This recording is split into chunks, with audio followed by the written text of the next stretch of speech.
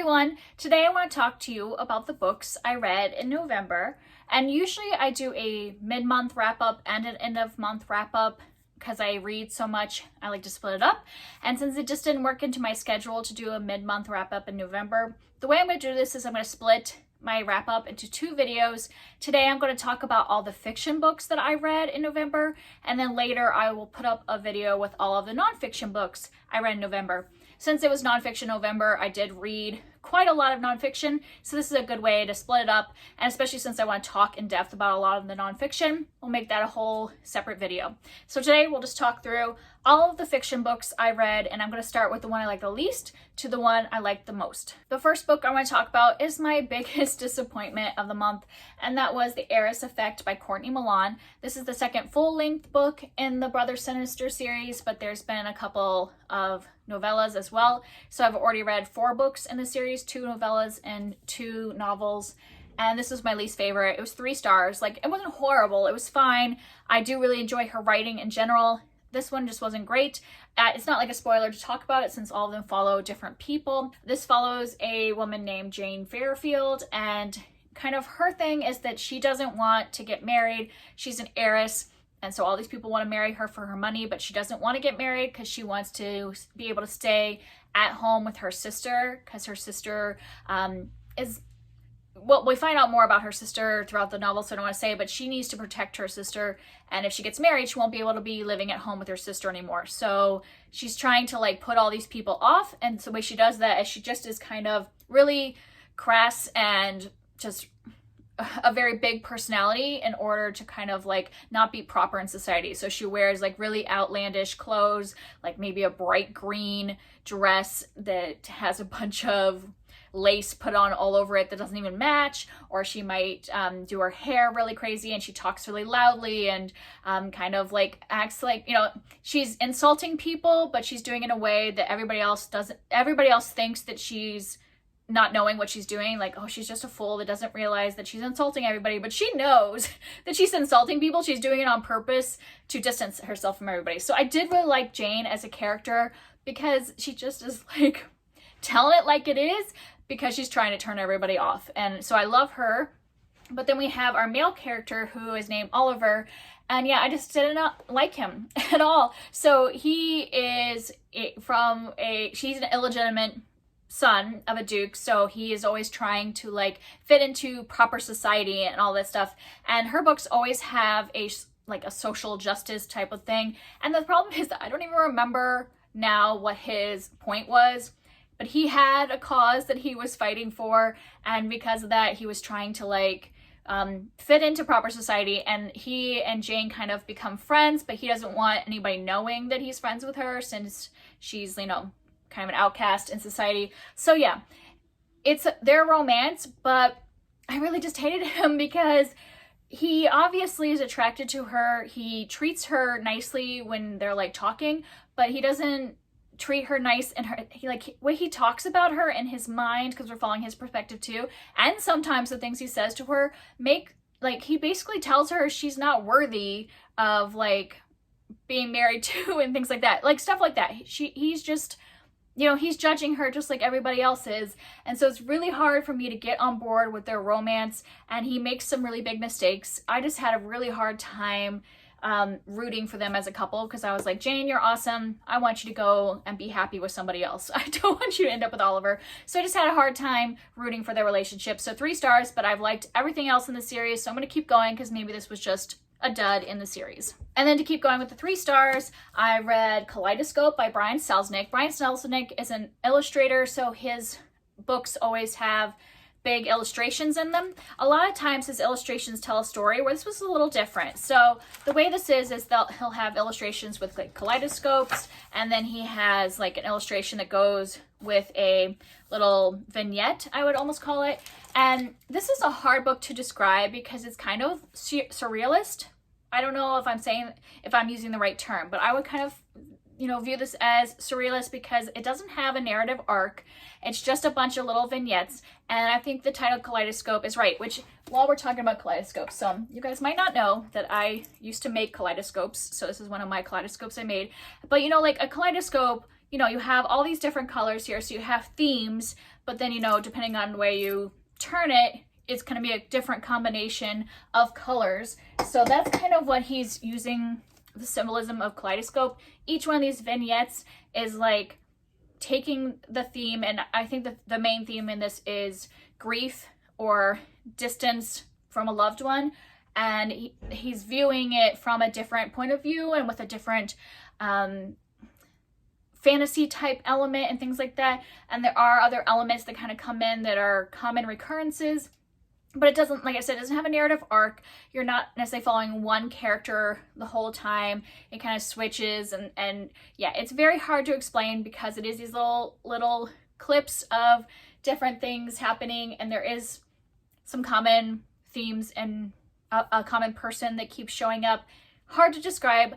I did think it was interesting, but I didn't really feel a connection to the story in general, so I gave it 3 stars. I don't think it was like my favorite thing by Brian Selznick, but I'm not like regretting that I read it. It's short enough that it's not, if it would have been longer, I might have been like, okay, I'm done with this, but it was short enough that it worked out. My disappointment though is his illustrations are so beautiful, but the great thing about Kaleidoscopes is the color, and so I would have loved his Kaleidoscope pictures to have been in color, because I just don't think they have as much impact when they're in black and white. Like his other sketchings that's at the beginning of each vignette, great, beautiful black and white, you know, sketchings, but I just didn't think the Kaleidoscope pictures added as much as I would have liked because they weren't in color.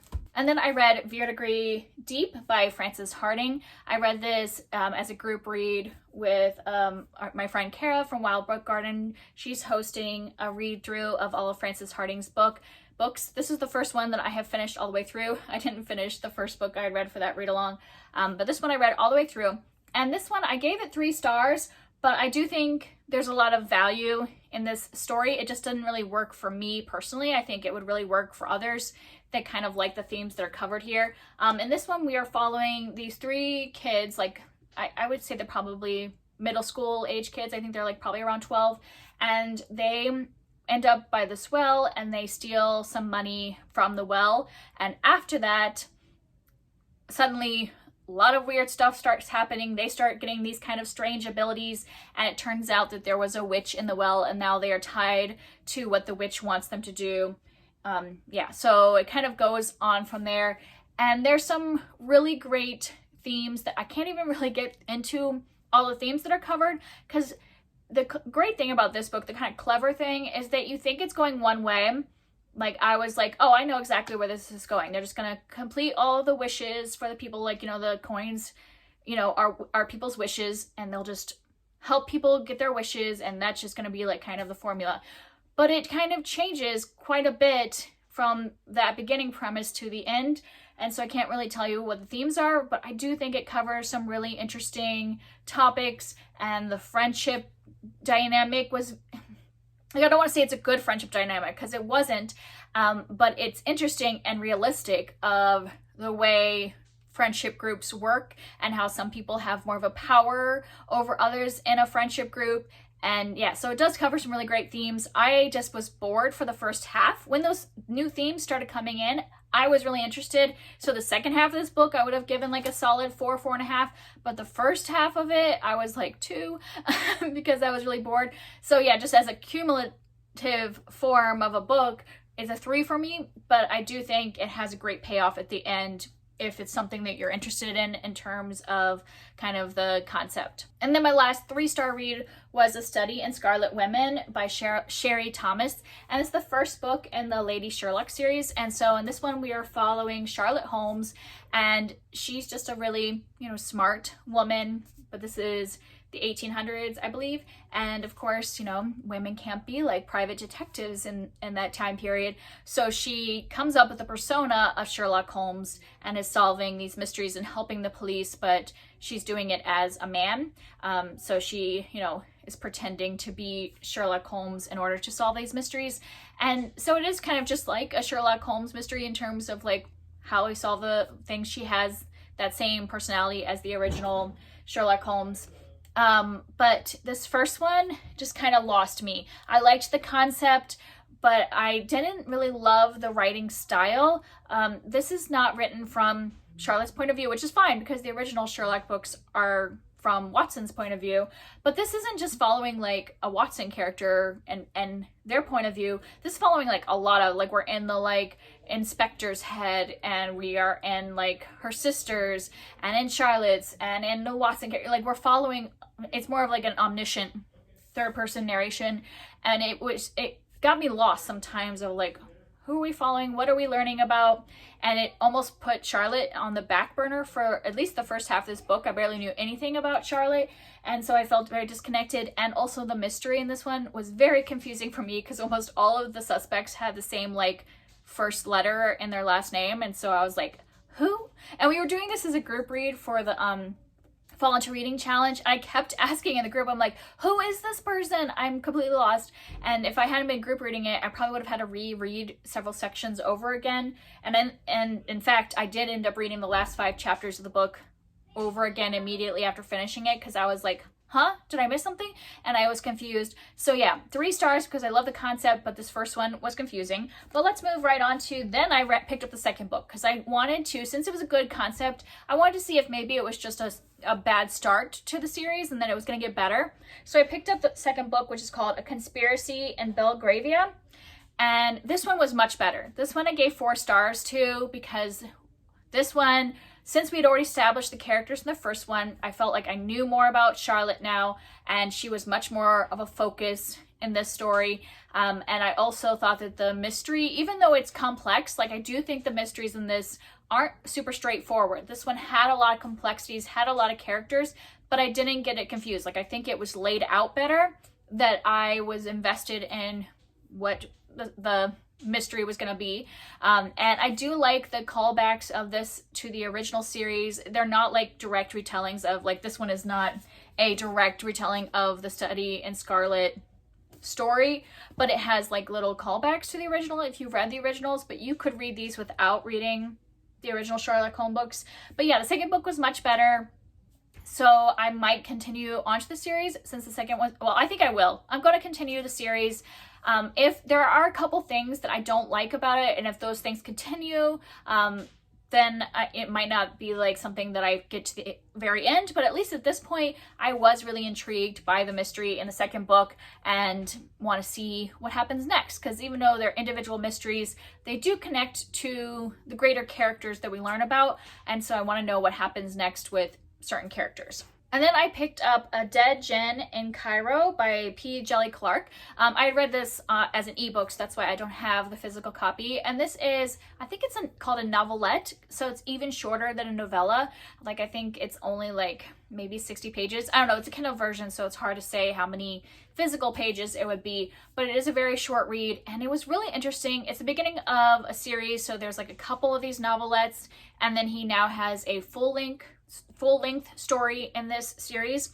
And in this one, we are following an inspector named Fatma. And I should say, it's really about the world building in this one.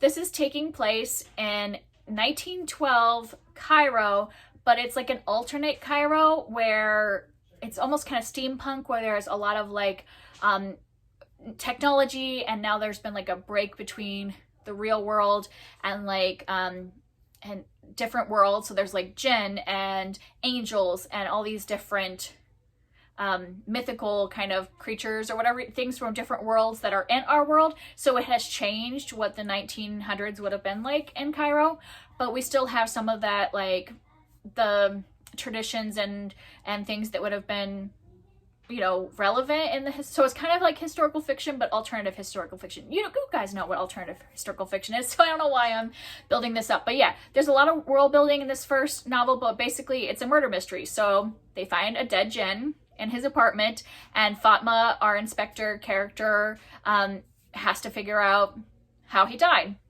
And I thought this was really interesting for being so short. I really loved Fatma as a character. I really thought the world was built up for, I mean, so little time spent, but it's like every paragraph was really building the world and getting me immersed. I did have to look up a lot of things, but I don't think that's bad. I mean, I like that it brings a lot of real culture into it, and I had to look up a lot of the things to see what they were, and that made it even more rich for me. I don't know. I really enjoyed this, gave it 4 stars, and will be continuing the series because I think that he built something amazing. I think the murder mystery wasn't necessarily the most exciting, but because it's so short, I don't think that's what it was focusing on. I think the focus was us learning about Fatma and her, you know, personality, and also how she solves crimes and building this world. And now we can go on, and the next one I'm just super excited because I'll already know what's going on and like this, how this world was created,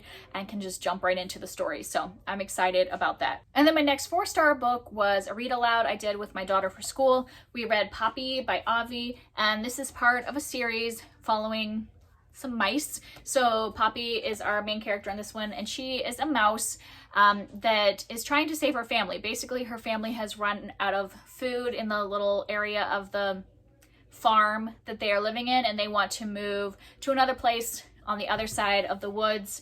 And there's this owl that basically is kind of like, I don't know, kind of like the tax collector. So he says that he's protecting the mice by, like, you know, kind of controlling them and keeping them in this one area, and that they're not allowed to move to the other area because they would no longer have his protection and all that stuff. So, you know, the owl's pretty manipulative character. And this was fun. I think if I had been just reading this on my own for my own enjoyment, it probably would have been more of a 3. But as a read aloud, my daughter and I were having a lot of fun, like with the owl character. He's kind of like foreboding. I don't know if I can find a picture with him. But yeah, his kind of like foreboding character, and then Poppy, you know, is, you know, their strong main character to save her family, and I loved her and her, like, she's scared, but she still knows that this is really important to be able to have her family relocate and have food. So I think it's a great one to read with little kids. My daughter's 6, so around that age, because there is some like violence. Like, I don't think I would read it with a younger kid than 6, since, you know, she has to kind of fight a little bit in order to survive. And there is like a death of a mouse at the beginning, so just be aware of that. It's like the very beginning. So just so you know, there is a mouse that gets killed by the owl. So if you are reading this to a kid, just be sensitive. My daughter isn't sensitive to those kind of like nature interactions because, you know, she knows that owls eat mice. That's what they need to do to survive. So it doesn't bother her, but other kids might be more sensitive about that, especially since they're kind of, you know, humanized in the book, giving personalities and things like that. And then my last 4-star book is Come Tumbling Down by Seanan McGuire. And this is, I don't even know, is this 4 or 5 in the Wayward Children series? Somewhere around that. I haven't been reading them exactly in publication order because I had read the first 3 a while ago and I was rereading them, but I only reread 1 and 2 because this is also following Jack and Jill, who are the main characters in 1 and 2. So I actually skipped 3 and 4 and went straight to this one. I think you can skip around a little bit, but I did notice there were some characters in this I was like, oh, I think they were in book 3, and I haven't reread book 3 recently, so I was a little lost about them. So if you're reading it for the first time, I would read them in order because different characters pop up in different books. But I do really enjoy the arc of like Jack and Jill's story, so this one was a lot of fun. I can't really tell you where we are in Jack and Jill's story because that would spoil the first couple books, but yeah, I do just love their characters, and this is another one where we kind of venture into one of the different worlds that these kids come from, and it was a lot of fun, and I enjoyed the themes and the characters in this one. So this one, I think so far I have given most of them 4 stars that I have read. So I really enjoy them. They're not my absolute favorites, but I do really enjoy these stories. My cat is like really wanting to be petted. So if you see me or petting somebody or a tail coming into the screen, that's why. Cole has like decided he really wants to just be around me. All right, and then I have 2 5-star reads, and both of these were books that I read with my daughter and just really loved them. First one is Charlotte's Web by E.B. White. And I'm sure you guys know about this story because this is a classic that's been around for a long time. We're following Wilbur the pig and his life on this farm, and he becomes friends with a spider named Charlotte. And I just thought this was so much fun to read with her. I just think this is a good story to read aloud because all of the animals you can give different voices to. And also I just think it's a sweet story about friendship. My daughter really enjoyed it. I enjoy reading it to her. And I read this while we were at my mom's house because I decided to, while we were reading this, do a spider unit. So I got a bunch of like, picture books out about spiders, and we were learning about that and doing some crafts with spiders. But I personally hate spiders, and so I did it at my mom's house so that my mom could read all of the spider books. Like, I can read Charlotte's Web, there's not that many pictures of Charlotte in here. I can handle it because Charlotte has like a personality and everything, but I can't handle reading picture books about spiders. But I don't want to pass that fear on to my daughter. So I was like, Mom, you like spiders. And so they got to like share that, experience about learning about spiders. And they went on a spider hunt in the backyard and in the house too. We found a lot of, like, my daughter certainly started pointing out all of the like cobwebs and little spiders in the house. So they had a lot of fun with it. We really enjoyed this as a book. I think it's a 5-star read because it's just, not just because it's a classic, but because it still holds up about all these different farm animals and the, strength of friendship and growing up and all that. So still a really good book. And then my last one is one that I was not expecting. Okay, so I was not planning on reading this to my daughter. I have this like collection of the Lord of the Rings down here. And my daughter saw these and she's like, those look really interesting. Can I look at them? And I'm like, well, they have no pictures in them, so you can look at them, but I don't think you're gonna like them. Well, it turns out The Hobbit did have some pictures in it, and she's like, this has a dragon in it. She's like, can I read this book? And I was like, I don't know. Let me go look it up if it's okay to read it to you at this age. And, every website says different age, limits, because I've never actually read The Hobbit.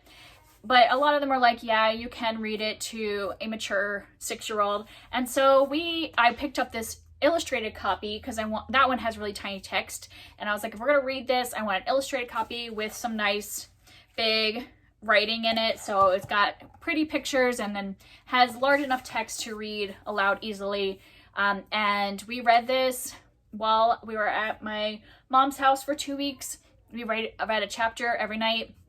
And I just absolutely loved the experience of reading this with my daughter. And my mom was there too, so the three of us were reading it together. My mom and I would switch off reading it, and Bernadette just loved the pictures. I'm saying only Bernadette because my youngest one was already in bed, so this was definitely one I wouldn't have read with my 4-year-old because it's longer.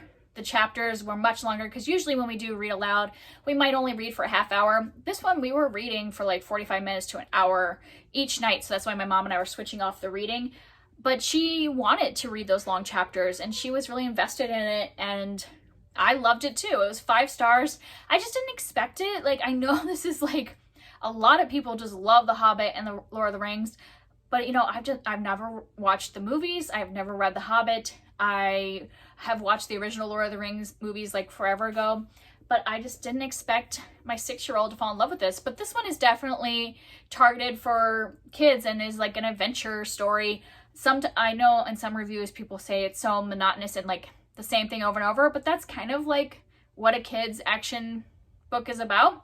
But I love the characters. I loved following Bilbo, and my daughter, would be like, oh, Bilbo, that's something she would point out different things, or she started like imitating Gollum and like going around and acting like Gollum, and she loved the dragon Smaug in this. So yeah, there was just like a lot of like really iconic moments in this that a kid could really interact with.